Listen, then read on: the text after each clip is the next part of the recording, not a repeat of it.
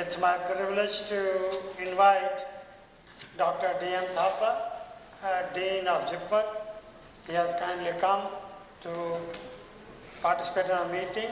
He will be speaking on why publishing matters in India today, academic promotions, employment and institutional growth. And I will invite Dr. T.B.S. Buxi, Professor of Radiology and Adjunct Professor of Radiology at the University of Rochester, New York, to kindly come and introduce Dr. Thappa. And so what we realize is that in this knowledge-driven world, publishing is no longer a luxury. It's a necessity. It's the currency of credibility, the passport to professional growth and the foundation of institutional reputation. Our next speaker is a humble person, somewhat underwritten, under the radar, but at the same time one of the most accomplished persons that we have in this country. Mr. Dr. Thappa, was Dean of the Indira Gandhi Medical Institution in Shillong, the universities that they formed some years ago. So the Medical University of Northeast was in Shillong. And today he is the Dean of one of the most premier institutions of the country, JIPMER. And JIPMER happens to be one of those institutions in the country wherein people give their right hand to enter into that institution, whether for graduation or for post-graduation. It's no less than All India Institute of Medical Sciences. Dr. Thappa, please, would like to hear your...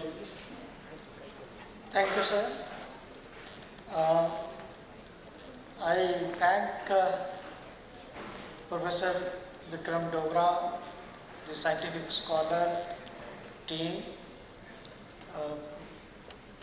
for giving me this opportunity to be with you and speak about why publishing matters in India today, academic promotion, employment and institutional growth. And whatever I will be talking about basically will be in relation to the medical institutions, because I have the experience of working with the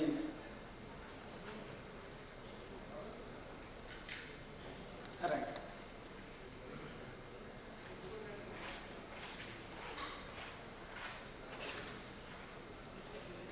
So, as we were discussing about something, about indexing, I tell you the experience of my journal, which I took over in 2008, the Indian Journal of Dermatology, Mineralogy and Leprology. It got indexed only in 2011 in PubMed.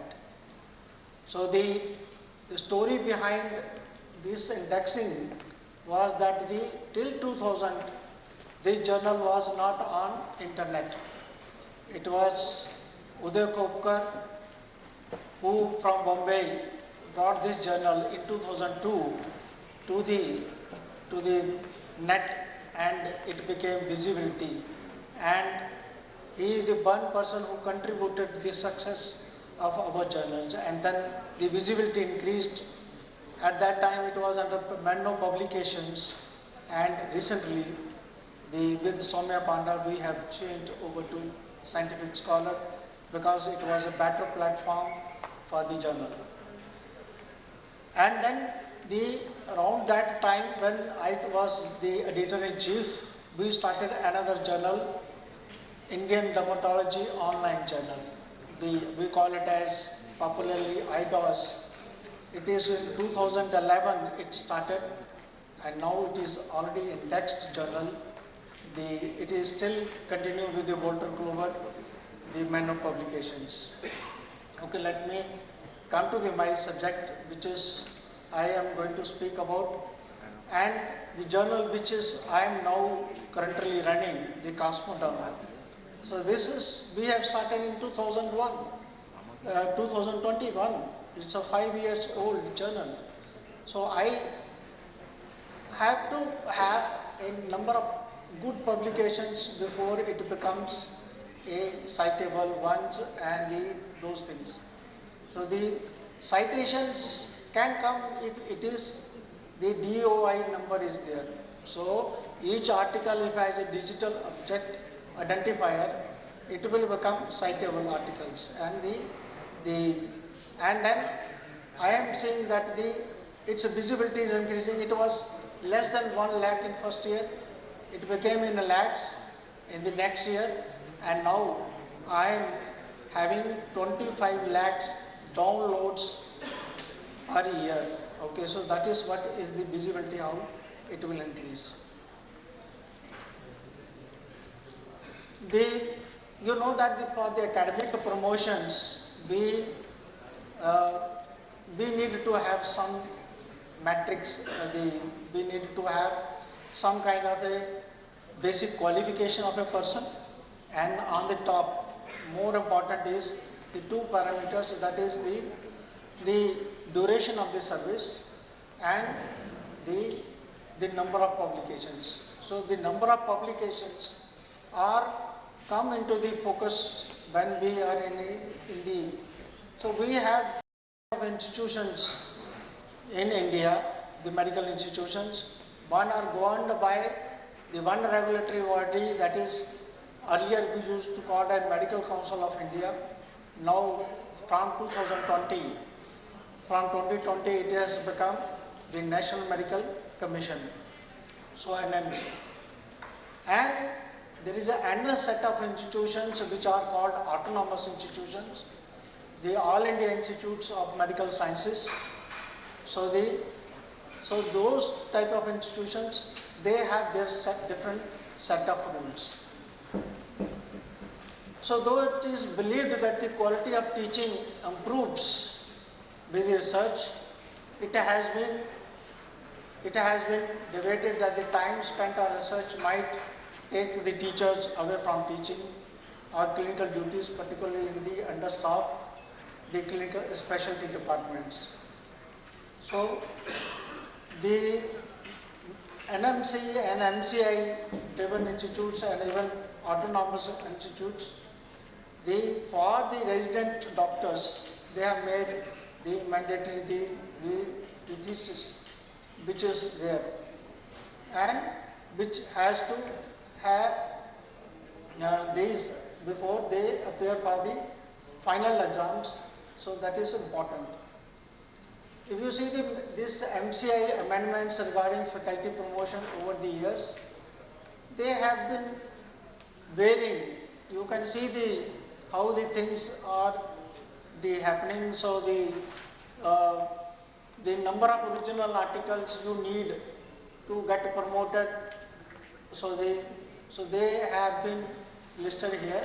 So you have to be either first author or corresponding authors, and sometimes you have to be, now the latest one says you have to be in the first 3 authors and the corresponding authors.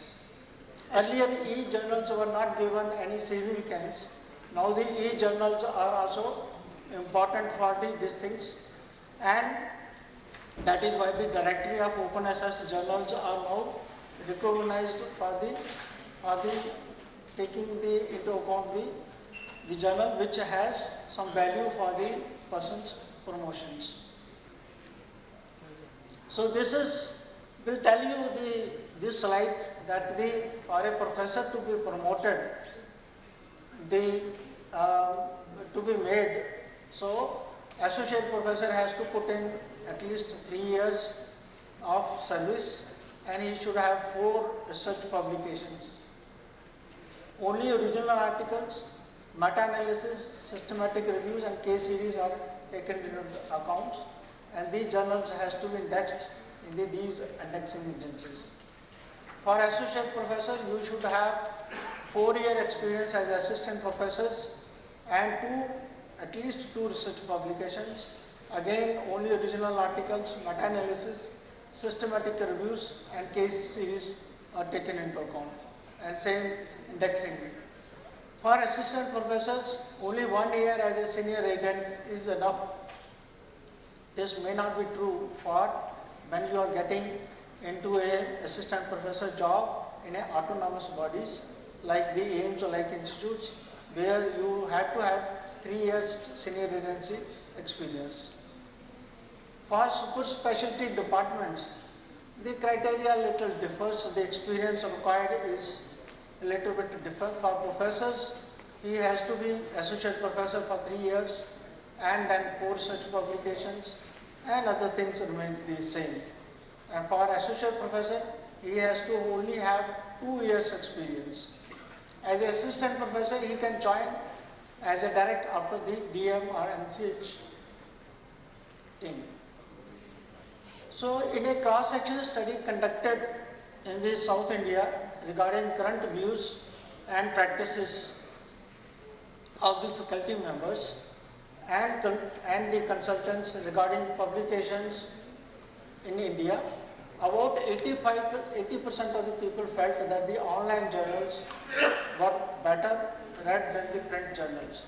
This has been trend now from the 2000 onwards, because many of the journals which were earlier but in a print forms, they have become both in the online journal as well as they have become print journals. And some places the print journals has almost stopped publishing the print copies and have become totally online journals, because the print copies are becoming very costly.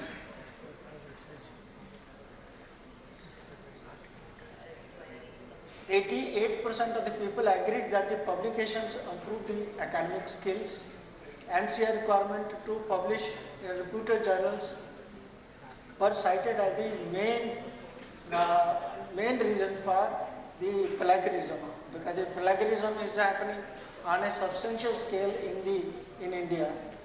Review and publishing time followed by the author requirements and journal indexing were the main points considered for choosing the journal for article submission. So people want the decision to come very early on, so that they can think about it. Even if it is rejected, at least he can submit it to another journals.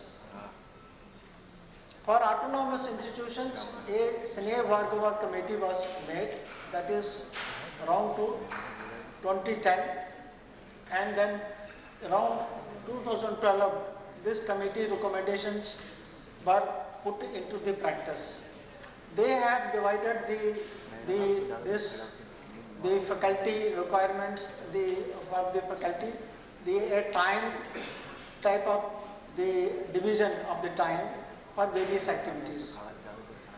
So they can have a clinical work and teaching and training, research and service delivery type of activities. For basic sciences and paraclinical sciences, the time varies, and also for the clinical departments, you can see that the teaching, training, research, corporate activities, service deliveries, and patient care. These times they vary according to the need where they need to be fit in. So this is how these type of activities have been divided for these people. And then criteria for evaluation for performance is based on teaching and training and the research which they conduct. So they need to, as a assistant professors, the 1 seed amount as an intramural grant is given to them, and then so that they get trained to perform an intramural project, and subsequently they have to generate as an associate professor at least 1 extramural grant, and as additional professor 2 extramural grants.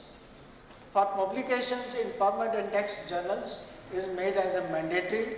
So in autonomous institution like AIMS, these are important things. For assistant professor, at least 3 publications, of which 1 should be first authors. For associate professor, 3 to 5 papers. For additional professor, 5 to 7 papers. For professors, 5 to 10 papers. So for institutions where research has to be made as important parameters, they need to have an infrastructure for that type of institutes. So there is a golden triangle, which is they should develop some core facilities which help in the in conduct of research. They should have research groups and they should have supportive administrations. So what is this? How they can achieve those things? In all aims, you will have a division of research being created. So under the division of research, they will promote how to write the scientific articles. They will be trained about how to conduct research, and they also will be given training how to write grants. So grant writing skills are transferred to them, and then they have to create research facilities and technologies which can be utilized to make the quality research in India. And this is what is being done with this golden triangle. So they have to listen inside out. They have to enable the scientists to focus on the science and promote plug and play research, effective and agile facilities, operational infrastructures with state-of-the-art equipment.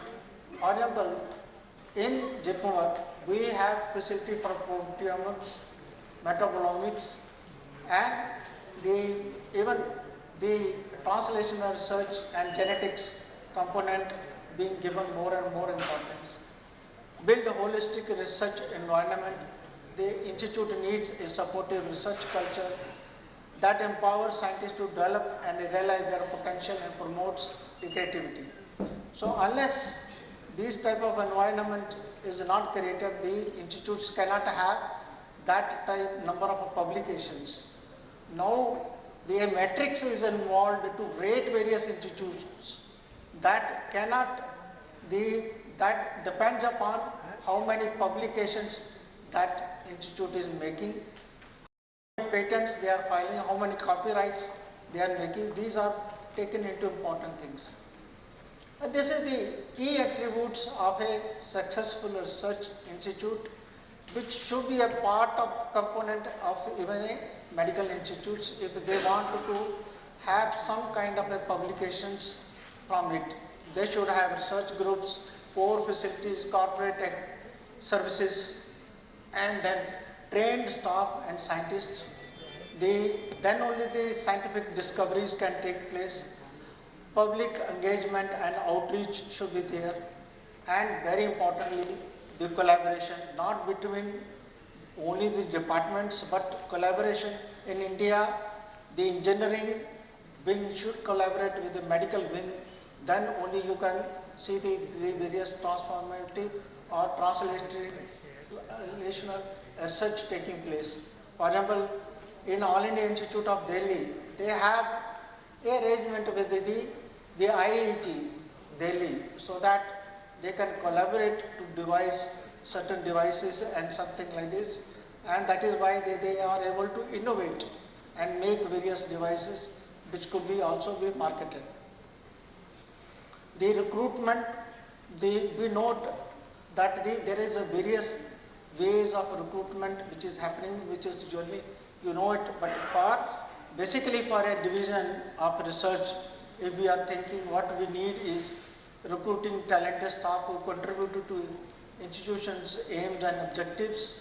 Scientists rightly want to fairly enumerate for the efforts, and that is why many of these institutes also have the position of scientists which are put into those institutes. They have animal research facilities also being made. They have central research facilities which are being created, and they are collaborating with the other institutes, utilizing their infrastructure to create the research avenues. A good distribution of experience you need to have a junior workforce and as well as the seniors to mentor the people. If you don't have like this, then you cannot develop the institutes for developing these facilities. The number of faculty is also key considerations. Many of the facilities, if they have lean force, they will be focused type of things. But if they have a large group, they can have interdisciplinary the workforce which could work with the other places. Technology transfer and training should be part of it. PhD programs need to be there in these institutes. Unless they have PhD programs, who will conduct this research? The faculty should mentor as a guide, but it is the PhDs which will produce the quality research. So it is only with the number of PhD you can have quality project which is happening. Building an inclusive environment will bring the best in the scientists and contributes to the greater creativity. The challenges in the creation of all those things is the funding to carry out the research. Many of these autonomous institutes even have a funding for undergraduate students. They have funding for postgraduate students. They have funding for the faculty. They have a funding for the PhD programs. So that is how I am fostering a team cohesion when interactions are mainly virtuals. And finally, the challenge and opportunity is the increasing inclusion of artificial intelligence into institutes' work and culture. So finally, I will tell you that the institutions are being ranked by a number of agencies. There is even there are networks which are evaluating the institutes at the global level, at the level of the even various networks like you have India Today group which evaluates various institutes. There are various parameters, but in 2015, in India there is a national institution ranking framework, NIRF ranking, which has been started, which is based on teaching, learning resources, research and professional practices, graduation outcomes, outreach and inclusivity and perception. And you can see this is how in the JIPMER is now ranked as the number 4th in it is only on the basis of its output of the graduates, postgraduates and how they are being employed, what is the perception of the public, and more importantly the publications, the patents and the PhD program which you have in place. So what I had tried to give you a message that the academic recruitment promotions, they differ where you are being employed. As per NMC norms, it's different, and in the institutes of national importance like AIMS, PGI, NIMHANS, JIPMER, they are different. Institutes with the only focus on research like ICMR, they have a different type of recruitment process. They employ only scientists, they work with them. And recruiting new faculty members in AIMS like institutions, the focus is on scientific capability of course. And then we also should know that there is a ranking process for the institutes. So they have to build up the number of publications, the patents they have filed, and the copyright and other things.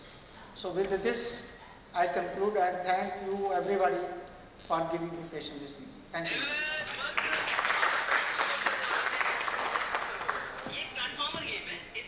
Thank you, Dr. Thappa, for an excellent review of the entire process of how ranking takes place in the world today, and why it is important and how it is to be used for. Any questions, please? Sir, myself Dr. Harish Gupta from Lucknow. I congratulate you for your nice presentation. Sir, you showed a large diagram in which the promotion criteria of NMC for various years were listed. Yes. So, there is any reason for that? Just to pick up one example, initially they begin with first author, then first and second author, then first and corresponding author, then all the authors, then in fact 3 authors. That is what I was telling you, this shifting goalposts. Over a time period, many things have been diluted, you know very well in NMC. Okay, so that has happened, you know how it is happening. Whereas in autonomous institutions like AIIMS-like institutions, we are becoming more and more stringent and more that thing. So entry into the, but now there are number of AIIMS are there, so you have more opportunities to join those AIIMS also. But then these are the things which are happening at a national level. So I just wanted to make you aware about it, what was happening.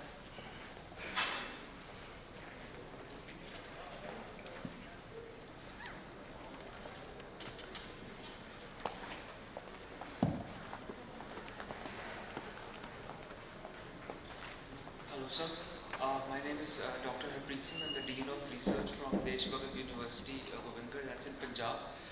So there was a recent publication by ICMR which says that if it's an original research article, it is one paper publication. If it's a patent, it is equivalent to 5 paper publications.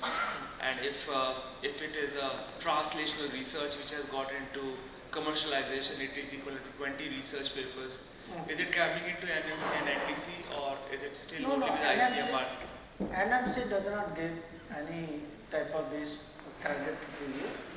But in an autonomous institution, when you are appearing for interviews, for promotions, then certainly these are being considered.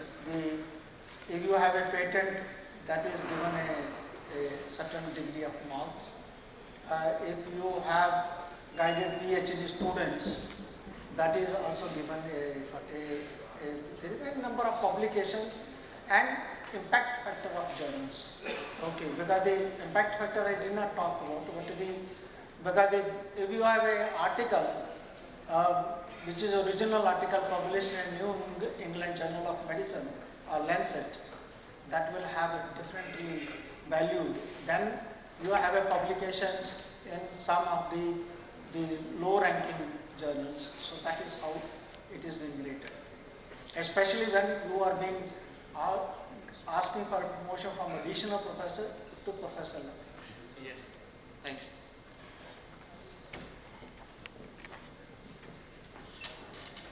Right. Thank you. Thank you, Dr. Thappa.